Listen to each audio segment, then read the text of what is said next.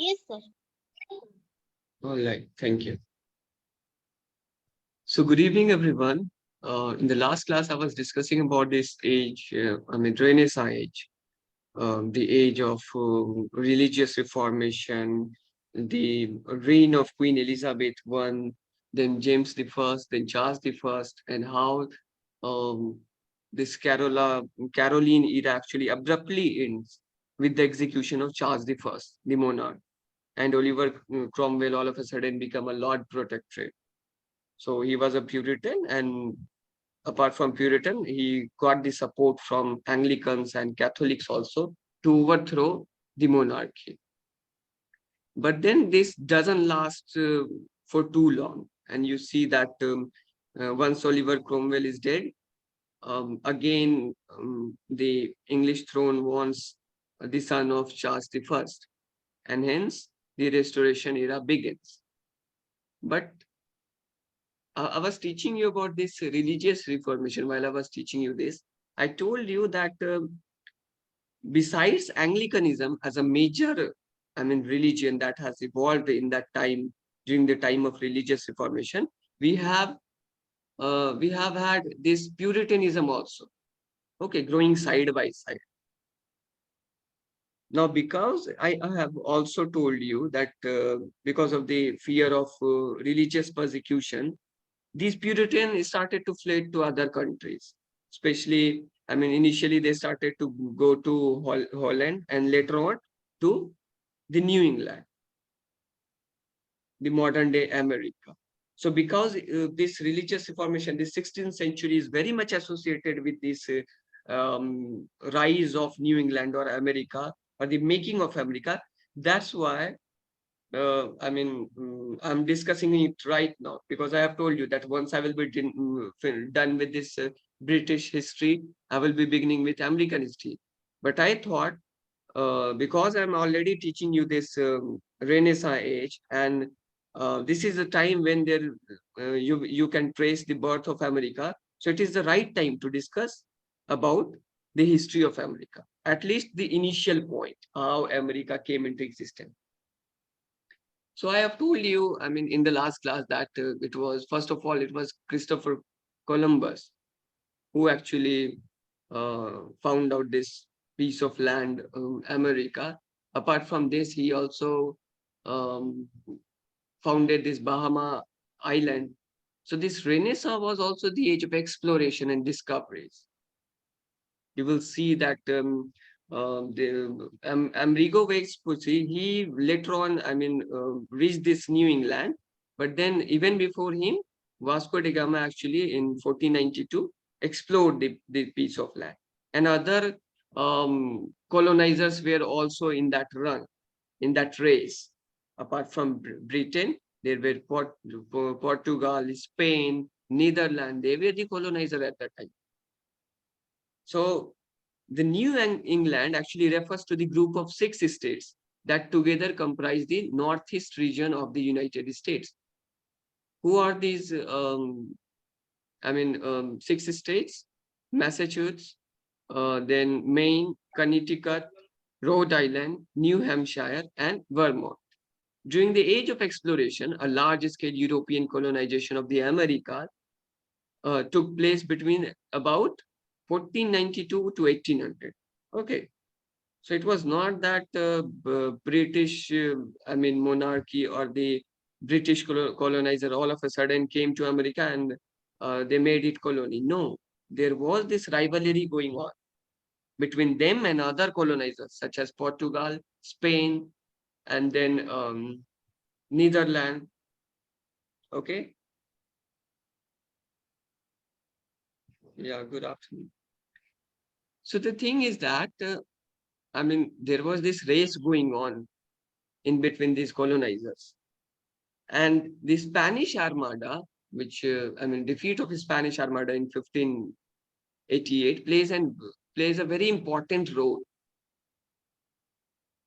Because you see, afterwards, because of this declining control of Spain over the rest of the colonized land, you will see that the British Empire started to colonize many of the different countries and different piece of land. So they became a kind of superpower. Like we say right now that America is the superpower. In the same way, British monarchy and Britain started to begin or start its a kind of colonizer. They were the colonizer who were at the peak. Everyone else was behind them in that race. So, with this defeat of an Spanish Armada, Spain started to collapse. Their power started to collapse, and British power started to rise. This took place during the reign of Elizabeth, and that was the time when the major countries, they started to find new lands. They tried to occupy it, and this was the symbol of their power.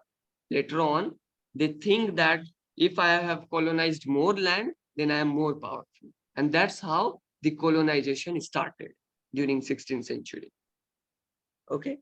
During this period of time, several empires from Europe, primarily Britain, France, Spain, Portugal, Russia, the Netherlands, and Sweden, began to explore and claim the land, natural resources, and human capital of the Americas, resulting in the displacement, disestablishment, and enslavement, and in many cases, genocide of the indigenous peoples already there, and the establishment of several settler colonial states.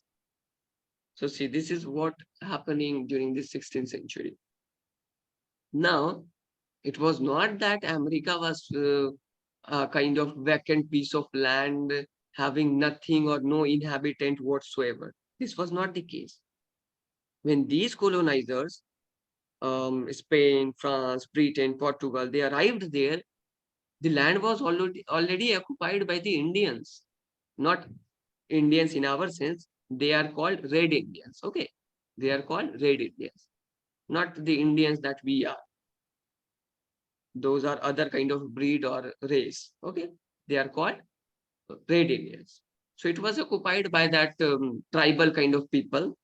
They were living on that island in New England, and they were controlling everything there. But then they have seen this drastic change that France, Spain, Portugal, Britain, they are coming one by one. And what happened next is that, yeah, let me show you. Yes. So what happened next is that they started to, counterattack these colonizers. They thought that they are coming to occupy their land. So they were the native inhabitants. They will not let these people to occupy the land so easily. So what they did, they started to counterattack. And there is this very important fact, or uh, you can keep it in your mind if you want, that in 1587 there was a particular ship consisting of many of the British people. It has been sent to America to make a kind of colony from Britain. Okay, from Britain. It was the British colonizers who have sent a troop of people to make a settlement there, a colony or town. Okay, and they arrived at Roanoke Island. Okay, Roanoke Island. So they arrived at this Roanoke Island. But then what happened is that they arrived in 1587, and just after that, you will see that there was this clash going on between English Empire and the Spanish Armada. So what happened is that for the next almost 10 years, no one went to give supply or any kind of support to those people who were sent earlier in 1587. Are you getting my point? So no one would be sent there to support them. And what happened? This actually resulted in the extinction of that particular troop. Everyone died, no one survived. So that Roanoke Island vanished forever. When after 10 to 15 years, after that 1587, the next troop arrived almost in 1610. So when the next troop arrived there, they found no sign of inhabitants or no sign of anyone there on Roanoke Island. Everyone was dead. So there are speculations that perhaps the Red Indians have killed them, or some kind of epidemic like cholera or something happened, smallpox. Such, drastic plague actually killed everyone there. Or because of the less supply, they died because of this hunger. So there are many speculation made later on, but that colony didn't survive. Okay, that settlement was a failure, which was sent by Britishers. Then what happened next? They have sent the next settlement, that is Jamestown, Virginia. Okay, that a very famous beginning of settlement or making of colony by the Britishers. We all know about. But the thing is that, see, we only try to remember or write about the success story, not the failures. And that is the reason why you will hardly find any reference to the Roanoke Island, because it was a failure when it comes to the settlement. And you will find the reference of Jamestown, Virginia everywhere, every now and then, because it was a successful town or colony made by or settled by this British Empire. So just keep in mind that there was something called Roanoke Island, a kind of settlement, which was even, sent before this setup of Jamestown, but it didn't survive. Okay. Now, if you will see the earlier period of, or the American literary period, that will comprise of the colonial period, which begins from 1607 to 1775. Now, apart from this settlement, what happened, if you will come back to the history of Britain, just try to remember what I have told you or taught you in the last class. What happened? That King Henry VIII, he passed this Act of Supremacy in 1534. He declared himself the head of church. He also declared that he will break away from this Roman Catholic Church, and he, gave a kind of new name to his church, that is Anglicanism. Apart from that Anglicanism, side by side, Puritanism started to flourish. Okay. Now, Anglicanism was little bit liberal, but Puritanism was very much conservative. Okay, that's the difference. So now you also remember I have told you that apart from this Anglican religion, other religions, sectarian, were persecuted. Okay, they were sometime executed or sent into exile, or they were imprisoned for a brief period of time. So to escape all this, people started to, especially the Puritans, they started to they started the migration from Britain to America, okay, New England, which was initially founded during this 1720 with the formation of this Jamestown, Virginia. They have the idea that, okay, there is this colony, let us go there, because here we won't be able to survive. This happened until this reign of Caroline era or the Charles I. But during this period from 1642 to 1660, you will see that a few of the Puritans, or Puritans in very minor number, they have migrated to America. Why? Because at that time they were happy that, okay, someone is Puritan who is controlling this British Empire. So why we will go anywhere? So they were not going anywhere. They stayed in Britain. But once again, with the arrival of Charles II, with the arrival of Restoration period, they again started to flee to America, because again Charles II will execute them, because they were the reason behind the death of Charles I, his father. Okay, who was the father of Charles II? It was Charles I. So Charles II would obviously take the revenge. So the Puritans started to migrate again in huge number. So this period encompasses the founding of Jamestown up to a decade before the Revolutionary War. The majority of writings were historical, practical, religious in nature. I will come to these literary genres.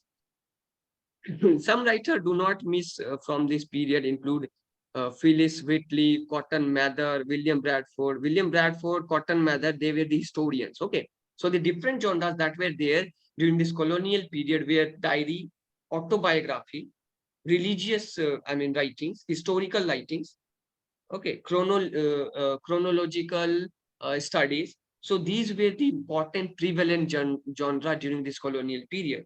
And Cotton Mather, William Bradford, they were the famous historian, from where we come to know that what were happening during the life, or in the life of Puritans in America. Okay. John Winthrop, by the way, he actually went with a group of Puritans. They were almost 1,000 in number. Okay, they went there in America for the settlement. So the first account of an enslaved African person, a narrative of the uncommon suffering and surprising deliverance of Breton Hammond, a Negro man, was published during this period in 1760, Boston. Now see, these are the religious genres, these are the literary genres that were available during the colonial period. Um, Now, homesickness, epidemics, deaths, the list of troubles encountered by the earliest English settler in America were many. This is what I was referring to, because they went there and they faced many kind of plagues, such as, the plague caused by the rats, or the cholera, smallpox. This might be the reason behind the, vanishing of this Roanoke Island. So they faced challenges initially. The cheese pigs, the Red Indians, okay, they are also called cheese pigs, of the region, instigated by their illustrious leader, uh, Powhatan. Powhatan was the leader of Red Indians, resented the coming of outsiders. Okay, I have told you about this. They thought that the English, in not organizing any agricultural activities on English lands, needlessly exploited their resources and exertions. Then Englishmen had a tendency to wander off to stay with the relatively affluent Indians with their organized and abundant food supplies, or to trade with them. The Jamestown authorities burned, flayed, and killed their own people. Meanwhile, thousands of settlers died from starvation and illness. Okay, so they started to counterattack these Red Indians, and Red Indian also started to fight against them. And this, I mean, goes on for a longer period of time, almost 60 to 70 years. This is what has been termed as frontier theory. Okay, if you any of you have this American history in your syllabus, so you have heard about this frontier theory. What does it say? That there is this border. Okay, there is this in between line between the Red Indians and the colonizers, and the colonizers started to push them to the fringe of the American land. Okay, they started to push them again and again. Okay, so suppose the Red Indians are living on land, so they pushed them, the colonizer pushed them to the forest, and again back and back, and this leads to this idea of frontier theory. Okay, so they were suppressed, oppressed. Okay, the Red Indians, they were killed, their houses were burned, but it is not that they were completely vanished. Okay, it's not that they left this place, because even now in America, right now, there are many Red Indians. They might be a kind of hybrid right now, but they are living there in America still, even in the 21st century. So it's not that all the Red Indians were killed. To save the declining Virginia settlement, the Virginia Company, which had sponsored the settlement in the first place, soon realized that the colonists had to be given a personal interest in what they were doing. See, no one will go for you, for the sake of colonization, for the sake of monarchy, to kill himself. No one will like to do so. So the Virginia settlement, what they did, they very witfully or skillfully, they started to allure, or to sign a kind of pact. Okay, so in that pact they said that if you will go from our side to become the part of the colony, to become the part of the settlement, we will provide you land, we will provide you a piece of land. So you can just sense that those people who were dying of starvation. They have nothing to do in England, in Britain. They are all of a sudden getting a piece of land. So they will obviously be allured by that particular strategy, and they started to migrate initially. So they would not work hard to raise food for the company itself. The power of individual enterprise had to be put to work. In return for a small annual quit rent, settlers were allowed to take up sizable tract of land to farm for themselves. The time of hardships was soon at an end. Then in 1619, a legislative body allowed the Virginia settlers to own and cultivate the land, which transformed them from unimportant employees of an old company to significant citizens of the new country. So see the transformation. The tobacco crop planted experimentally in 1612 yielded such high profits from London that by 1620 an amazing gold rush was underway for tobacco land. Now, this birth of tobacco is associated with the land of America. Okay, so they, I will talk about this merchant class later, but then this tobacco actually made America very popular among all the colonizers. People from France, Germany, Spain, Portugal, Britain, they started to do a kind of import and export of this tobacco. America became so popular during 18th century because of this tobacco only. Up north towards the eastern edge of the American continent, in the meanwhile, the first Puritan fleet, transporting its 400 devout souls, sailed around the tip of Cape Cod and stationed itself finally at the Plymouth harbor of Massachusetts Bay. Okay, Massachusetts. So you see that Plymouth colony was settled, which was full of Puritans. Now Puritans started to flee from this British land to America. They started to settle colony. They started to make their own kind of utopian society. Okay.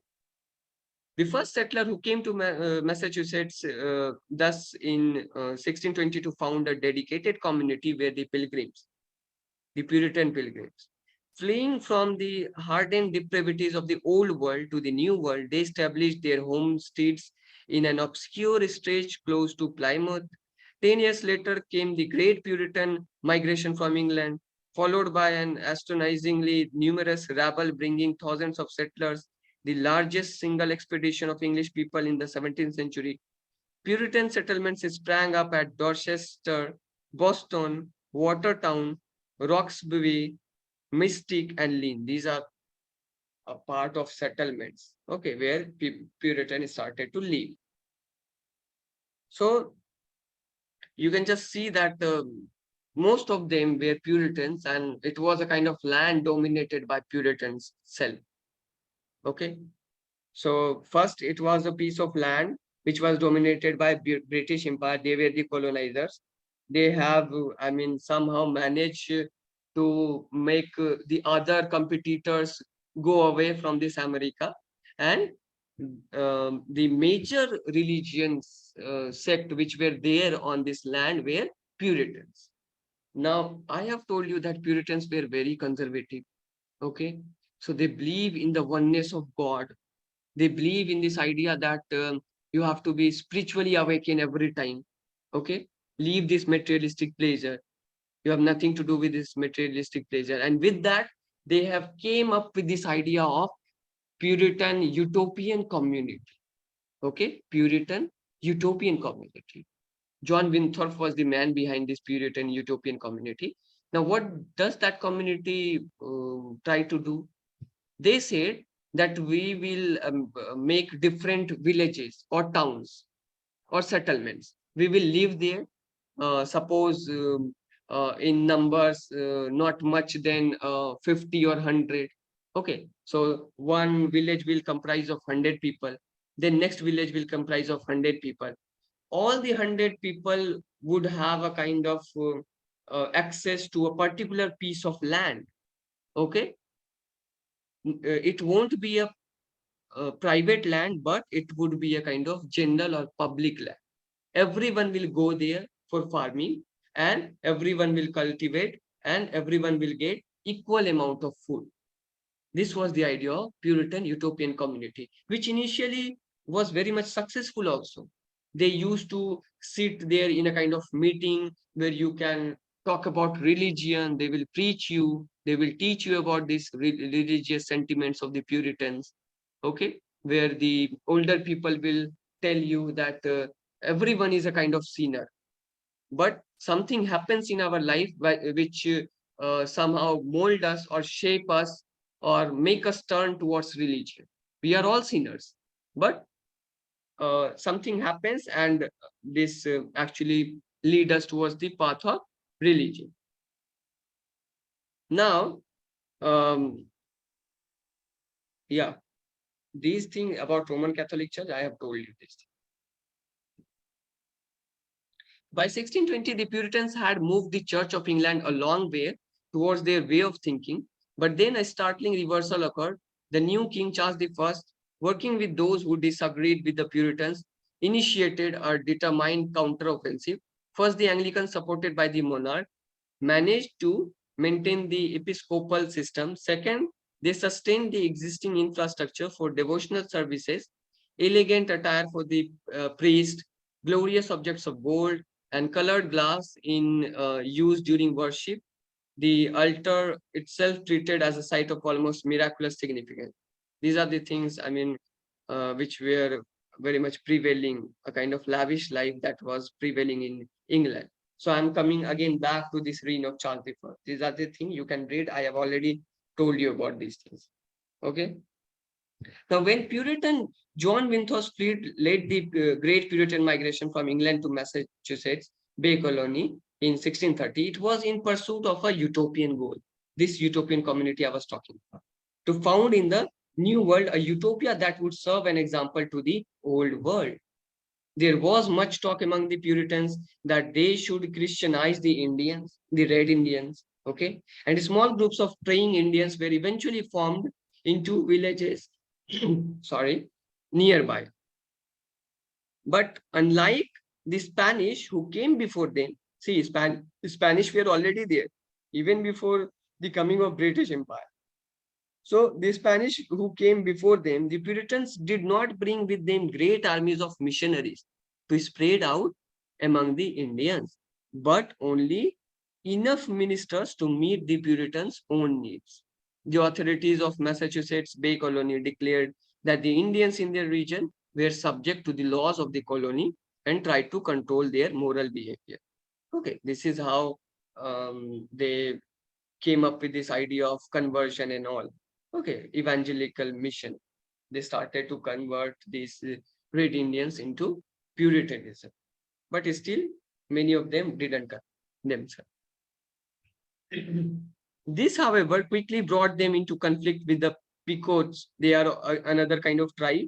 They were also Red Indians. So Pequots, a strong and sturdy Indian tribe, and led them to the Pequot War of 1637. Okay, Pequots also killed many of the Britishers. In return, they were also killed, during which the tribe was almost obliterated. After that, for nearly 40 years, there was peace. As earlier in Virginia, so now in England, Indians and Puritans remain biologically separate and more or less in their own separate enclaves. Okay, it's not that these Indians came to a kind of extinction. No, that was not the case. They are still there in America. Now, this Puritan ideology actually changed into a kind of hegemony, a kind of dominant ideology. People were not allowed to free to think as per their will, as per their desire. They were controlled by the Puritan authorities. So, in New England, individuals got land only from the village, and then only if they were members of that community. That is, they would be looked over first by members of the village leadership to see if they were godly. Okay, they will check you that if whether you are godly or not. Only then they will accept you as Puritans and they will provide you the land. So how you are going to check whether someone is godly or spiritually very much awakened? There is no a kind of we don't have such devices to check. So on what basis you are going to do it? So it was a kind of completely a kind of hegemonic idea. Then they would sign the covenant with common agreement, which the founders of the village had drawn up together at its founding. The Puritan village, wherever located, was defined by an enthusiasm for unity, order, and peace. New England was not founded, as is a popular misconception, as a democracy in the modern sense. Now, this idea, let me see how much, yeah, I mean, so Puritan never supported this idea of democracy because they think that democracy allow us to think freely. We have the every right, for instance, the right to of freedom of speech, okay, right to protest. All these rights are available in democracy. So they were never a supporter of democracy. They think that they dislike what we call the democracy, which implies free and open criticism, because this was seen as a running against the oneness desired by God. So if you have freedom of speech, you can at some point of time go against God, speak against God. This is what the Puritans never wanted. And that is the reason why they were against this democracy, the idea of democracy. So just remember, Puritans were always against democracy because they never want someone to stand up against God or the authorities. All right. So they were trying to dominate this society, but this never happened. And later on, you will see that with the rise of merchant class, the idea of this utopian community actually collapsed.